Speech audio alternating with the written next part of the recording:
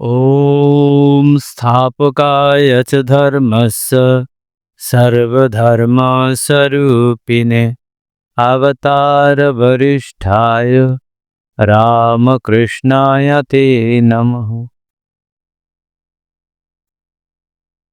নমস্কার, সেবাতীর্থ রামকৃষ্ণ মিশন আশ্রম সারগাছির ইউটিউব চ্যানেলের সমস্ত দর্শনার্থী ভক্ত এবং অনুরাগীবৃন্দদের ভালোবাসা, প্রীতি এবং শুভেচ্ছা জানাই।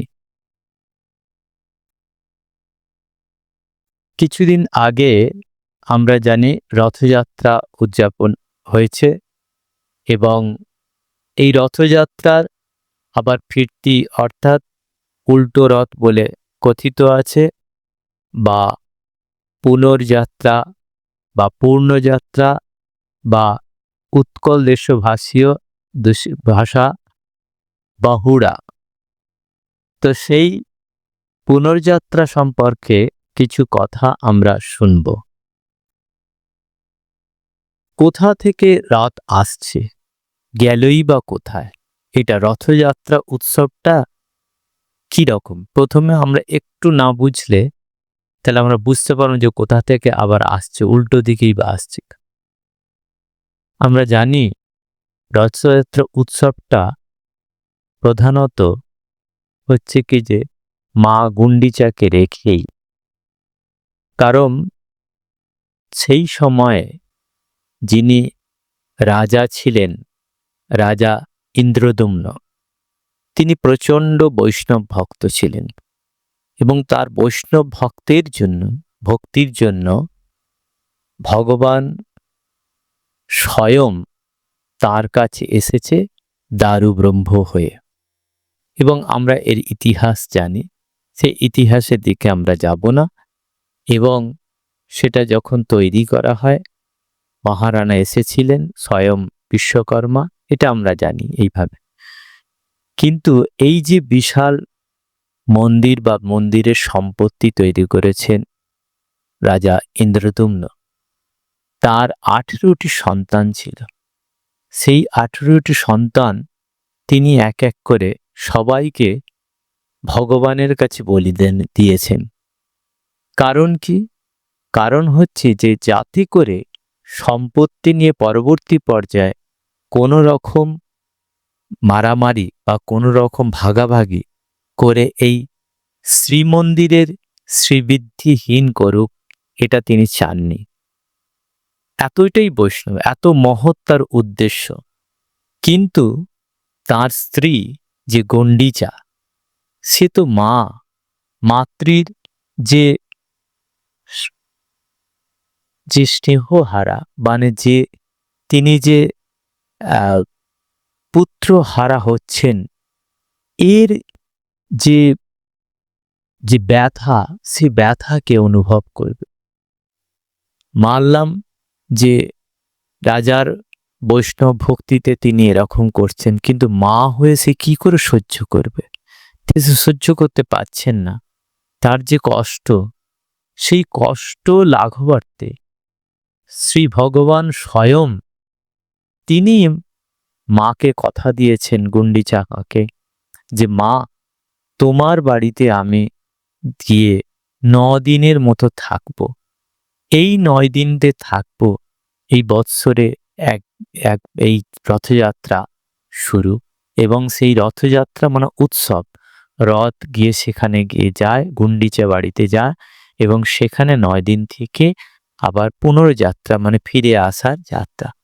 সেই পুনর্যাত্রাকে আমরা এখন আলোচনা করতে বসেছি। আমরা যে এই পুনর্যাত্রাটা কি, যে গুন্ডিচা বাড়িটা কি, এটা একটা কাহিনী। এবং পরম ভক্ত যিনি অবতার, যিনি একাধারে শ্রীকৃষ্ণর প্রেম এবং শ্রী রাধিকার বিরহ, এই দুই একাধারে নিয়ে যিনি এই ধরাধামে অবতীর্ণ হয়েছিলেন, শ্রী চৈতন্য মহাপ্রভু, তিনি ওই গুন্ডিচা বাড়িকে তিনি গোকুল শ্রী বৃন্দাবন মনে করতেন। এবং শ্রীবৃন্দাবনে আছেন তিনি খুব আনন্দে। যখন তিনি রথযাত্রা যেতেন, রথযাত্রাতে কীর্তনের সঙ্গে আনন্দে নাচতে নাচতে তিনি রথযাত্রায় যেতেন। কিন্তু সেই গোকুল শ্রীবৃন্দাবন থেকে যখন ফিরে আসবেন, সেই ফিরে আসার যখন পালা হয়, তখন সেই তিনি তার বিরহ ব্যথা শুরু হয়, মেনে নিতে পারেন না। কারণ কি না, গোকুল অর্থাৎ শ্রীবৃন্দাবন থেকে তিনি যে রাধিকা, রাধিকার কি কষ্ট, কি বিরহ সেই গোপীদের আমরা দেখেছি। যখন শ্রীবৃন্দাবন থেকে বা গোকুল থেকে মথুরার দিকে তিনি চলে যাচ্ছেন, সেই যে বিরহ বেদনা, সেই বিরহ বেদনা তার কাছে যেন জাগরিত হচ্ছে, সেইটাই যেন জাগছে।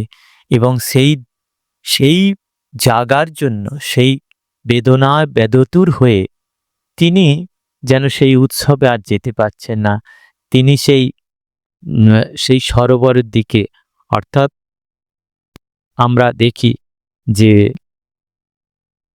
যে গুন্ডিচা বাড়ির ওখানে যে নরেন্দ্র সরোবর, সেখানে যে বাগান আছে, ওখানেই তিনি রয়ে গেলেন। তিনি তার যেন কষ্ট সহ্য করতে পারছেন না, সেই জন্য তিনি আসতে পারছেন না। তার বাকি যারা আছেন, যারা যেন তিনি বলছেন যেন ব্রজ থেকে ব্রজনাথ চলে যাচ্ছেন। তাহলে ব্রজনাথ চলে গেলে, যে ব্রজ নাথ চলে গেলে তাহলে ব্রজ থাকে কি করে? সেই যে বিরহ, সেই বিরহ চিন্তায় তিনি যেন আর যেতে পারছেন না। বাকি মাধব দাস এবং স্বরগোস্বামীরা তার নাম সংকীর্তন করতে করতে তারা সেই রথকে হচ্ছে কি যে রথের অনুষ্ঠানে যোগ দিয়ে, মানে পুনরায় যাত্রা যেটা করছে, ফিরে আসছেন, তারা আসছেন। এদিকে একটি ঘটনা যে আমরা জানি যে রাজা প্রতাপরুদ্রের ঘটনা। তিনি অনেক দিনের ইচ্ছা যে শ্রীচৈতন্যের সংস্পর্শে একবার আসার, কিন্তু তার সুযোগ হয়নি। কোনোভাবে এক সময় সেই শ্রীচৈতন্য স্পর্শ পেয়েছিলেন, এবং সেই স্পর্শ হতে শ্রীচৈতন্য তিনি যেন, তিনি তো সন্ন্যাসী, তিনি বলছেন যে ছি ছি ছি ছি, বিষয় স্পর্শ হয়ে গেল আমার। এই একটা যেন শ্রীচৈতন্য সন্ন্যাসী প্রচণ্ড স্ট্রিক্ট, আমরা জানি কঠিন নিয়ম। আমরা জানি যে হরিদাসের ক্ষেত্রে আমরা জানি কঠোর নিয়মে তাকে সেই তার সঙ্গ থেকে পরিত্যাগ করেছিলেন। এটা আমরা জানি, তার এই কঠিন নিয়মের অবিদিতি আমরা আছি। রাজা প্রতাপরুদ্র এদিকে ব্যথিত হয়ে বলছেন, আমার এমন দুর্ভাগ্য, আমি বিষয়ী বলে তার অর্থাৎ শ্রীচৈতন্যের আশ্রয় পেলাম না। তখন উনি ওই স্বরগোস্বামীর শরণ নিলেন, মাধব দাসের শরণ নিলেন। শ্রীচৈতন্য তখন নরেন্দ্র সরোবরে বিশ্রাম নিচ্ছেন, গুন্ডিচে বাড়িতে আছেন। এই সময় রাজা শ্রীকৃষ্ণ কীর্তন, গোপী গীতা পাঠ করছেন।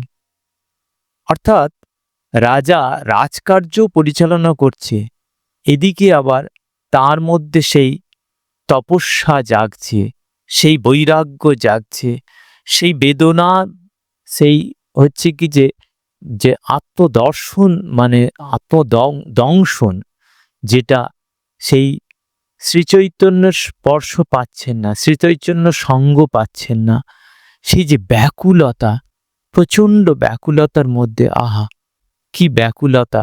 সেই ব্যাকুলতার মধ্যে তিনি সেই সব পাঠ করছেন এবং সেই নরেন্দ্র সরোবরের পাশে গিয়ে তিনি পাঠ করছেন। তিনি কিন্তু রাজবেশে না, তিনি সাধারণভাবে সাধারণ একজন মানুষের বেশে, তিনি একজন সাধকের রূপ ধরে, তিনি একজন আর্তের রূপ ধরে, তিনি জ্ঞানের পিপাসা নিয়ে, তিনি যে ভগবানের স্পর্শ পেতে চলেছেন, ভগবানের সঙ্গ নিতে চলেছেন, গুরুর দর্শন করতে চলেছেন, গুরুকরণ করার মানসিকতা নিয়ে তিনি মনে মনে তাকে গুরুকরণ করার চেষ্টা করছেন।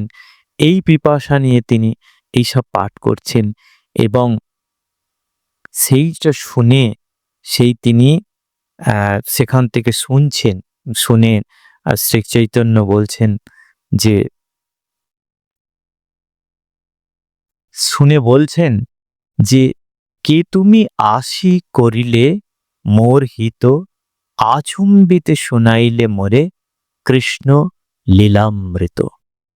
এই যে এইটা তিনি বলছেন যে যে আমার তো চৈতন্য তখন তারপর তিনি দর্শন দিচ্ছেন, দর্শন দিয়ে বলছেন যে এই কথা যে কে তুমি যে আমাকে কৃষ্ণ লীলামৃত শোনালে। মানে একমাত্র যে বৈষ্ণব হতে চলে, যে ভক্ত হতে চলে, তিনিই তো শ্রীকৃষ্ণের কথা বলেন, তার কাছেই শ্রীকৃষ্ণের কথা পরিস্ফুট হয়। সেই তো অন্তর থেকে তার বৈরাগ্যের মধ্যে দিয়ে শ্রীকৃষ্ণকে পাবার একটা মানসিকতা গড়ে তোলে। সেই হিসাবে রাজার সেই অবস্থাটা দেখে তিনি বলছেন, তাকে বলছেন যে আমার তো দেবার কিছু নেই। চৈতন্যদেব বলছেন আমার তো তোমায় দেবার কিছু নেই। তাই তিনি সেই রাজাকে আলিঙ্গন করছেন, কারণ যেটা দেবার সেটা হচ্ছে সেই প্রেম। তিনি যে প্রেমের অবতার, তিনি যে একাধারে বিরহ, সেই রাধিকার বিরহ নিয়ে এসেছেন, একাধারে প্রেম নিয়ে এসেছেন, শ্রীকৃষ্ণের প্রেম, যিনি অকাতরে মানুষকে প্রেম বিতরণ করেছেন। তাই তো আমরা দেখছি তিনি নদিয়ার পথে পথে তিনি কৃষ্ণ নাম বিলিয়েছেন কত কত কঠিনভাবে। তাই এক সময় ঠাকুর শ্রীরামকৃষ্ণ বলছেন আমার শরীরটা বইছে না। আর চৈতন্যদেব তিনি ঘরে ঘরে নাম কীর্তন করে বেরিয়েছেন, তিনি নগরে নগরে নাম কীর্তন করে বেরিয়েছেন। আর আমার এমন শরীর যে গাড়ি ছাড়া আমি যেতে পারছি না। এটা ভগবান শ্রীরামকৃষ্ণ তিনি যেন একটা আক্ষেপ করে বলছেন সেই শরীর কতটা পরিশ্রমের করেছেন, এই শরীরে বইছে না, সেটা বলছেন, সেই প্রেম। তাই বলছেন, এবং সেই যে তিনি ছদ্মবেশেছেন তাই বলে কি তিনি তাকে চিনতে পারেননি? অবশ্যই। যিনি ভগবানকে নিয়ে থাকেন, যার মধ্যে স্বয়ং সর্বজ্ঞত্ব প্রকাশিত, যিনি সর্বজ্ঞ, তার কাছে কি আর কোনো কিছু অজ্ঞান থাকে, অজানা থাকে? তিনি যে চিনতে পেরেছেন, তিনি রাজের জন্য নয়, তিনি যে বৈষ্ণবোচিত তার আরতির জন্য তাকে আলিঙ্গন জানিয়েছেন এবং তখন থেকে তিনি তাকে গুরু পদে হচ্ছে কি যে মাথায় রাখলেন এবং শ্রীচৈতন্য তাকে ভক্ত এবং তাকে শিষ্য হিসাবে বরণ করলেন। পরস্পরের মধ্যে যেন এক মহামিলনের যেন আমরা সুর দেখতে পাই।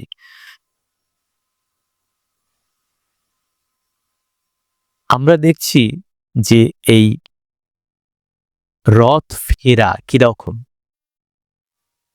যে গুন্ডিচা বাড়িতে ছিল, আমরা জানি গুন্ডিচার যেটা কি সেটাও আমরা বললাম। আমরা এখন রথ যে ফিরবে, পুনর্যাত্রা করবে, অর্থাৎ ফিরে আসবেন, সে ফিরে আসা ব্যাপারটা কিরকম, সেখানেও যেন একটা ঐতিহাসিক ব্যাপার আছে, একটা যেন সেখানেও একটা কাহিনী আছে। আমরা দেখি পঞ্চমীর দিন, অর্থাৎ তাকে বলা হয় হেরা পঞ্চমী। হীরা শব্দের অর্থ দেখা, দেখতে যাওয়া বা দেখা, দর্শন। এই পঞ্চমী মানে কি? শ্রী শ্রী যিনি আমাদের দেবী, যিনি মা লক্ষ্মী, তিনি গেছেন ওখানে, দেখতে গেছেন, যে তিনি গেছেন, তার সঙ্গে ভগবানের দর্শনও হয়েছে, তাকে আপ্যায়ন করেছেন, আতিথেয়তা করেছেন এবং তাকে বিশ্রাম নেবার জন্য বলছেন। যখন তিনি গেছেন তখন ভগবান বিশ্রামে যাচ্ছেন এবং সেই ভগবান বিশ্রামে যাচ্ছেন, তিনি একটু ক্ষোভ প্রকাশ, মানে তার অভিমান হয়েছে যে তার মানে বৃন্দাবনে এসে এই গোপীদের মধ্যে তিনি বেশ আদরে যত্নের মধ্যেই আছে, আর তিনি যে দ্বারকাধীশ, তাকে যে ফিরে যেতে হবে সেটা যেন ভুলেই গেছেন। তাই জন্য তিনি সেখানে আর থাকলেন না। তিনি কি করলেন? তিনি ফিরে আসছেন এবং ফেরার সময় তিনি কি করলেন? একটু রথের একটি চাকা ক্ষতিগ্রস্ত করে দিয়ে চলে এলেন এবং যখনই তিনি চলে এলেন তখন ভগবান বললেন, জগন্নাথ বলছেন যে তিনি শ্রীমন্দিরের শ্রী, তা শ্রীহীন হলে হবে না, কারণ জগৎ শ্রীহীন হতে পারে না। অর্থাৎ বলছেন যে তিনি যে অধীশ্বরী, তিনি শ্রীমন্দিরের অধীশ্বরী, দেবী নিজে শ্রী, আর শ্রীহীন তো জগৎ করা যাবে না, অর্থাৎ ফিরতে হবে। চলো, তিনি আজ্ঞা দিলেন, এবার রথ ফেরার আজ্ঞা। এবং যেই দিনই তিনি গেলেন, সেই হীরা পঞ্চমী ঠিক পরের দিনে, অর্থাৎ ভোর ভোর একদম রথের মুখ উল্টে গেল, অর্থাৎ রথের মুখ প্রত্যাবর্তনের দিকে ফিরিয়ে নিল। ফিরিয়ে নিয়ে এবারে আমরা জানি 9 দিন পূর্ণ হলে সেখানে আমরা আবার পুনর্যাত্রা আসবে। সেই যাত্রায় আমরা দেখি যে যে তাহলে শ্রীমুখ উল্টো, অর্থাৎ ফেরার জন্য ঘুরিয়ে দিলেন নবমী তিথিতে। এবারে আমাদের পঞ্চমীতে এরকম হচ্ছে, তার মানে ষষ্ঠী তিথিতে তিনি সকালবেলাতেই রথকে ঘুরিয়ে নেন এবং নবমী তিথিতে তখন রথ ফিরে আসবেন। এইসব চলছে। এবারে আমরা দেখছি যে ব্রজ থেকে ফিরছেন, অর্থাৎ শ্রী বৃন্দাবন থেকে ফিরছেন। ব্রজ হচ্ছে কি যে সমৃদ্ধর জায়গা, সেখান থেকে ফিরছেন ভগবান, সেখান থেকে ফিরছেন, অর্থাৎ সেই সমৃদ্ধ জায়গা থেকে ফিরছেন আনন্দে। তিনি যেন প্রেম বিতরণ করতে করতে আসছেন। তিনি যেন সমস্ত কিছু সেই ব্রজভূমি থেকে যাচ্ছেন। ব্রজভূমি থেকে যাচ্ছেন কোন দিকে যাচ্ছেন? দ্বারকার দিকে। কারণ আমরা জানি শ্রীমন্দির মানে দ্বারকা, দ্বারকা। কারণ হচ্ছে মানে আমরা, দ্বার মানে দ্বার দেশ, মানে যেখানে প্রবেশ করে সদা। কা মানে হচ্ছে মুক্তি, সে মুক্তির দেশ। কারণ ভগবানকে দেখলে, মানে জগন্নাথকে দেখলে সে তো মুক্তিই হবে, মানুষের মুক্তিই হবে। সেই বলছেন যে ব্রজভূমি থেকে ফিরছেন প্রচুর বৈভব ছড়াতে ছড়াতে। সেই বৈভব ছড়াতে ছড়াতে তিনি ফিরছেন, প্রেম বিতরণ করতে করতে ফিরছেন। এবং এই যে পুনর্যাত্রাতে এইগুলো যারা দেখেন তাদের হচ্ছে কি পূর্ণ যাত্রা। আর যাত্রা হচ্ছে কি যে আরেকটি কথা আছে যে এই যে টোটাল যাত্রাটা, মানে আমরা জগন্নাথের রথযাত্রা এবং পুনর্যাত্রা বা পূর্ণ যাত্রা বলা হয়, ফিরে আসাকে পূর্ণযাত্রা। এই টোটাল যাত্রাটা টোটাল দর্শন করলেই পূর্ণত্ব লাভ হয়। কিসের পূর্ণত্ব? না 84 লক্ষ যোনি অতিক্রম করে মানব জন্ম হয়েছে, সে যে কিসের জন্য? সে মুক্তিকামী জীব, সেই মুক্তির জন্য। তার সেই 84 লক্ষ কিরকম? না আমরা 84 ক্রোশ জানি, আমরা বৃন্দাবন পরিক্রমাকে আমরা 84 ক্রোশ জানি। সেই 84 ক্রোশ পরিক্রমা বেশ সময় লাগে, বেশ পরিশ্রমের, এবং শরীর সেখানে অনেক সময় সয় না। সেই জন্য জগন্নাথ যেন তিনি অকাতরে, তিনি হচ্ছে কি যে প্রেমিক রূপে মানবের জন্য যেন কত সহজ করে দিয়েছে যারা পারে না। এই যে জগন্নাথের ৮৪ লক্ষ মানে ৮৪ ক্রোশটা কিরকম না, আমরা জানি যে জগন্নাথের ১৬টা চাকা পূর্ণত্বের প্রতীক, বলভদ্রের হচ্ছে ১৪টা চাকা, সেখানে চতুর্দশ ভুবনের প্রতীক, আর হচ্ছে কি যে মা সুভদ্রার হচ্ছে কি যে ভগিনী বা আমাদের কাছে মা সুভদ্রার তার চাকা হচ্ছে ১২ মাসে প্রতীক। এই যে যে টোটাল মিলিয়ে ৪২, তার মানে ৪২ চাকায় তিনি গেলেন, আবার ৪২ চাকায় যখন আসছেন তখন হচ্ছে কি যে এই ৮৪ লক্ষ জনই সেই ৮৪ লক্ষ ৮৪ ক্রোশ পরিক্রমা করছেন। তাহলে এই যে যাতায়াতের মধ্যে, তার মানে যদি আমরা সোজা রথ দেখি তাহলে উল্টো রথ অর্থাৎ পুনরযাত্রা দেখে তবেই কেবলমাত্র আমরা সেই পূর্ণত্ব লাভ করতে পারবো, সেই ৮৪ ক্রোশ অতিক্রম করতে পারবো বা ৮৪ লক্ষ যোনি অতিক্রম যে মানব জন্ম সার্থক করতে পারবো।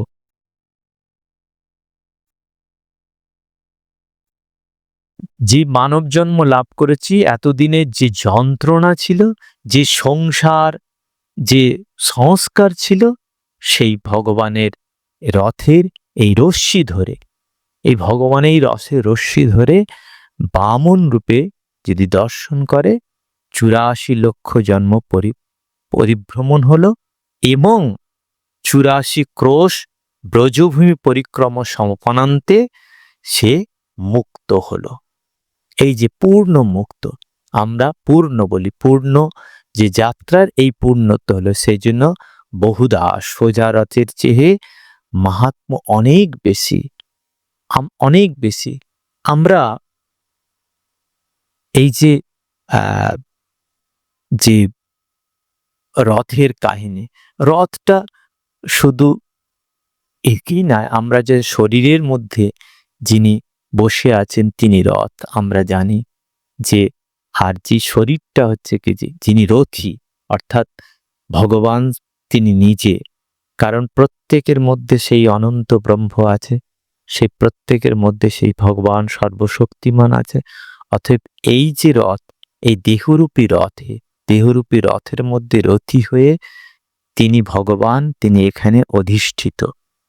এবং আমরা সেই হচ্ছে কি যে মন রূপ লাগাম দিয়ে সেই ১০ ইন্দ্রিয় মানে ইন্দ্রিয় মানেই বহির্মুখী, ঘোড়ার মতো, ঘোড়া যে ঘোড়াগুলো আছে সেইগুলো হচ্ছে কি যে সে দৌড়চ্ছে কোন দিকে, বাইরের দিকে, এবং তাকে লাগাম ধরে কন্ট্রোল করতে হবে।